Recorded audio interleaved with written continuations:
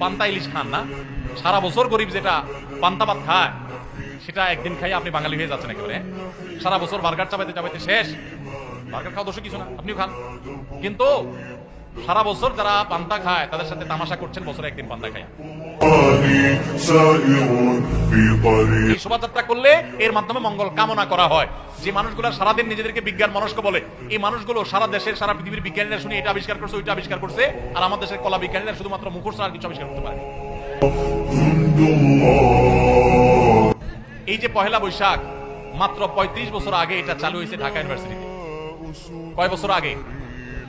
এই মাত্র 3 যুগ আগে চালু হওয়া জিনিসটা কিভাবে 1000 বছর ঐতিহ্য হলো? আরে ভাই, বাংলা সনের বয়সই তো 1000 বছর হয় নাই।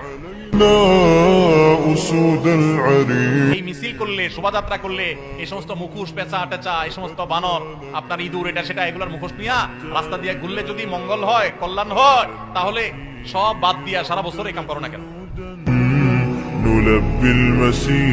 এই যে রাস্তায় রং করছে, মানুষের ঘর বাড়িতে রং নাই, বাসের রং নাই, পাবলিক পরিবহনের রং নাই, ট্রেন গুলার রং নাই, সিল সপ্পর আপনার সালবাকলা উঠে গেছে, অবস্থা খারাপ, কোনো শ্রী নাই, রূপ নাই, জায়গা মতো রং নাই করে কোথায় রং করতেছে?